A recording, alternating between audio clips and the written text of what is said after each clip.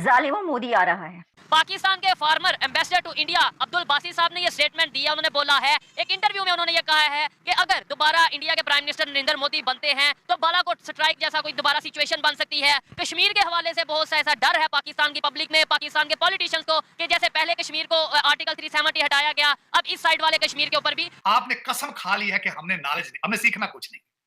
आप आज भी चाहते हैं कि हम गधों पे बैठ के जिहाद करें। ये दौर है। और जिहाद अपने जहालत के खिलाफ कर लो यार, बदतमीजी के खिलाफ जिहाद कर लो, गुर्बत के खिलाफ जिहाद कर लो अगर करना चाहते हो। लेकिन आप कहते हो नहीं, मैं खोते तो बैठा हुआ ते चढ़ा फड़िया हुए फलस्तीन का मैं ते हाथ से दुनाली बंदूक हो बस।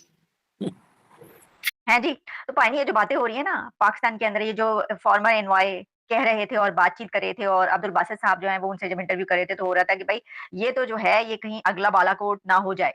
मोदी आ रहा है, अगली टर्म में वो जीतने लगा है और वो इलेक्शन जीत के जो है वो बस पता नहीं क्या होगा। और फिर ये बात कही जा रही है कि भाई ये तो घुस-घुस के मार रहे हैं। गली-गली में जो है वो राह फिर रही है, राह की साजिश हो रही है और ये घुस-घुस के मार रहे हैं। ताकि हमारी पब्लिक इन चीजों को समझे, हमारी मीडिया ये चीजें पाकिस्तान के मीडिया पे दिखाए कि इंडिया कहाँ से चला गया, जिसका हम 75-76 साल मुकाबला करते रहे हैं और बिला वजह ही मुकाबला करते रहे हैं। मतलब उन चीजों में मुकाबला करते रहे हैं शायद जिन चीजों में मुकाबला नहीं बनता था, और जिन चीजों में मुकाबला बनता था आईटी में, टेक्नोलॉजी में, साथ मतलब एजुकेशन में, हेल्थ सेक्टर में, इंफ्रास्ट्रक्चर में, वहां पे आज तक हमें किसी ने मुकाबले का ना तो बताया। और जब देखो कहीं से खबर आती है कि उस कश्मीरी मुजाहिद को मार दिया, वो जो उसके लिए एक्टिविस्ट था उसको मार दिया गया, और इस तरह की खबरें। तो ये तो अब और क्या कहा जाए कि एक तो ये कि ज़ालिमों मोदी आ रहा है, और दूसरा ये कि वो बच्चों को कहा जाए आप सो जाओ नहीं तो मोदी आ जाएगा।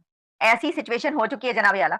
रीजन ये है कि अब मैं ये समझता हूँ कि इंडिया ना तो रशिया के प्रेशर में है, इंडिया ना ही यूएस के प्रेशर में है। अगर प्रेशर में कोई है तो वो पाकिस्तान है, और वो पाकिस्तान इंडिया और यूएस के प्रेशर के ज्यादा ऐसी ऑर्गेनाइजेशंस हैं जिन्हें हमने ही पाला, जिन्हें हमने ही बड़ा किया, जिन्हें हमने अपने वक्ती जो है वो फायदे के लिए यूज किया, और आज वही ऑर्गेनाइजेशंस हम पे प्रेशर बनाए हुए हैं।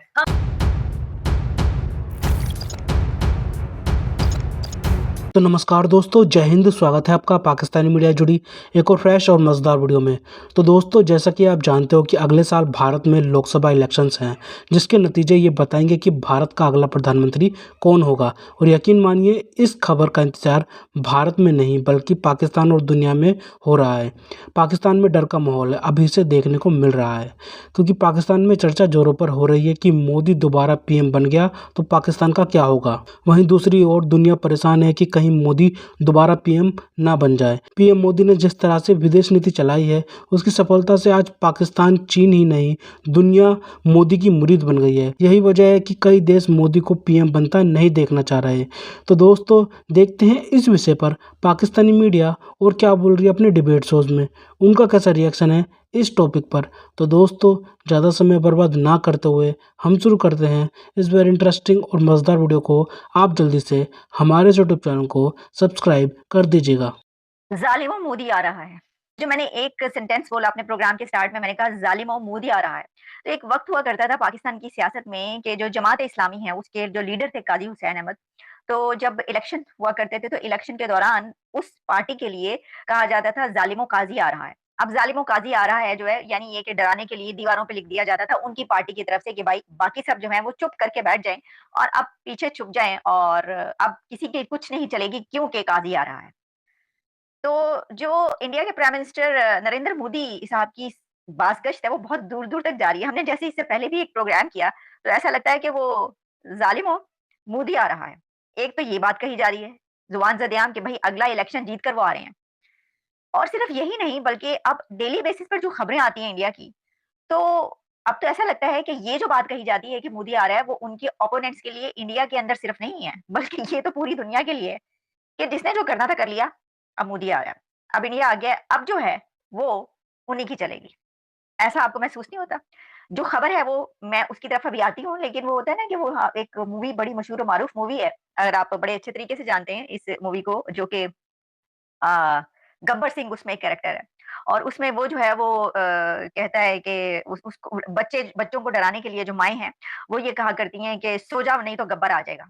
हैं जी? तो पानी ये जो बातें हो रही है ना पाकिस्तान के अंदर, ये जो फॉर्मर एनवॉय कह रहे थे और बातचीत कर रहे थे, और अब्दुल बासित साहब जो हैं वो उनसे जब इंटरव्यू कर रहे थे तो हो रहा था कि भाई ये तो जो है ये कहीं अगला बालाकोट ना हो जाए। मोदी आ रहा है, अगली टर्म में वो जीतने लगा है और वो इलेक्शन जीत के जो है वो बस पता नहीं क्या होगा। और फिर ये बात कही जा रही है कि भाई ये तो घुस-घुस के मार रहे हैं। गली-गली में जो है वो राह फिर रही है, राह की साजिश हो रही है और ये घुस-घुस के मार रहे हैं। और जब देखो कहीं से खबर आती है कि उस कश्मीरी मुजाहिद को मार दिया, वो जो उसके लिए एक्टिविस्ट था उसको मार दिया गया और इस तरह की खबरें। तो ये तो अब और क्या कहा जाए कि एक तो ये कि ज़ालिमों मोदी आ रहा है और दूसरा ये कि वो बच्चों को कहा जाए आप सो जाओ नहीं तो मोदी आ जाएगा। ऐसी सिचुएशन हो चुकी है जनाब आला और बातें तो ऐसी हो रही हैं। हम तो नहीं कर रहे, हम तो आपको सिर्फ बता रहे हैं लेकिन जो गुफ्तगू की जा रही है, जो कन्वर्सेशंस हो रही हैं वो तो हमें यही बता रही हैं कि जो है वो इस कदर खौफ पैदा हो गया है इस चीज़ का कि भई वो तो उनके कंट्री के अंदर उनके जो ओपोनेंट्स हैं, उनकी जो अपनी इंटरनल सियासत है उसमें तो वो होगा ही होगा। लेकिन जो पाकिस्तान में जिस किस्म की बातें हो रही हैं और जो जो एक वो फैलाया जा रहा है या जो उसको बढ़ा-चढ़ा के बताया जा रहा है कि भाई ये हो जाएगा, वो हो जाएगा, तो उससे तो यही लगता है चूड़ियाँ पहन लें आप। या तो चूड़ियाँ पहन लें या फिर वही बात कि एक गब्बर के आ जाएगा सो जाएँ। चुप करके जो है ना माँ कहती है बेटा सो जा नहीं तो गब्बर आ जाएगा। इंटरनेशनल पावर्स हैं जो कि दोनों कंट्रीज को दबा के रखे हुए हैं, वो रिलेशन नहीं बेहतर होने देते, तो मुझे अब इस बात पे थोड़ी-सी हँसी आती है। उसकी रीज़न ये है कि अब मैं ये समझता हूँ कि इंडिया ना तो रशिया के प्रेशर में है, इंडिया ना ही यूएस के प्रेशर में है। अगर प्रेशर में कोई है तो वो पाकिस्तान है और वो पाकिस्तान, इंडिया और यूएस के प्रेशर के ज़्यादा ऐसी ऑर्गनाइज़ेशंस हैं जिन्हें हमने ही पाला, जिन्हें हमने ही बड़ा किया, जिन्हें हमने अपने वक़्ती जो है वो फ़ायदे के लिए यूज़ किया और आज वही ऑर्गनाइज़ेशंस हम पे प्रेशर बनाए हुए हैं। हम थोड़ी-सी भी कोशिश करते हैं कि इंडिया के साथ रिलेशन बेहतर किए जाएँ, तो कुछ ना कुछ ऐसा हमें देखने को मिलता है, कोई ऐसी खबर आती है कि जिससे ये क्लियर चीज़ नज़र आती है कि यार नहीं, जब तक ये लोग नहीं चाहेंगे तब तक इंडिया के साथ रिलेशन बेहतर नहीं हो सकते। और आज के दौर में मैं चाहे इंडिया की गवर्नमेंट हो, चाहे इंडिया के पॉलिटिशियंस हो, इवन इंडिया की चाहे पब्लिक हो, वो ये कहते हैं कि भाई हमें कोई इंटरेस्ट नहीं है आपके साथ रिलेशन बेहतर करने में, पाकिस्तान के साथ रिलेशन बेहतर करने में ये, और ना ही अब हमारा मतलब कोई कंसर्न रहा है कि भाई पाकिस्तान के साथ रिलेशन बेहतर हो। वो ये कहते हैं आप अपने आप को बेहतर कर लो, हमारे लिए यही काफ़ी है, हम आपके साथ रिलेशन नहीं रखना चाहते। उसकी रीज़न है, उसकी रीज़न ये है वो देखते हैं कि एक साइड पे अमन की आशा की बात की जाती है,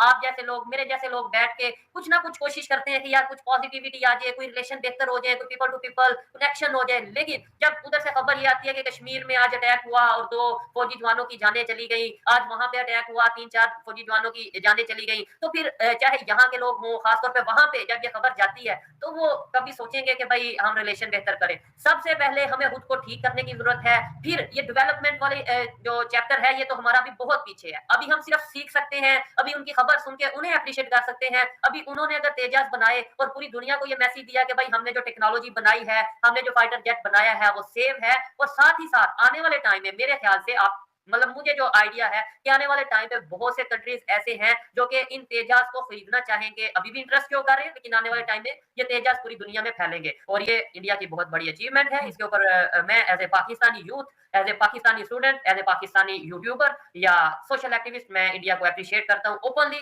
और मैं चाहूंगा कि हमारी पब्लिक इन चीजों को समझे, हमारी मीडिया ये चीजें पाकिस्तान के मीडिया पे दिखाए दिखाए कि इंडिया कहाँ से चला गया, जिसका हम 75-76 साल मुकाबला करते रहे हैं और बिला वजह ही मुकाबला करते रहे हैं। मतलब उन चीज़ों में मुकाबला करते रहे शायद जिन चीज़ों में मुकाबला नहीं बनता था, और जिन चीज़ों में मुकाबला बनता था आईटी में, टेक्नोलॉजी में, साथ मतलब एजुकेशन में, हेल्थ सेक्टर में, इंफ्रास्ट्रक्चर में, वहाँ पे आज तक हमें किसी ने मुकाबले का ना तो बताया। और अब जो लोग बता रहे हैं, मैं अगर बता रहा हूँ, आप अगर बता रही हैं, तो उन्हें गद्दार, उन्हें एजेंट या उन्हें इस तरीके से फिर कहा जाता है।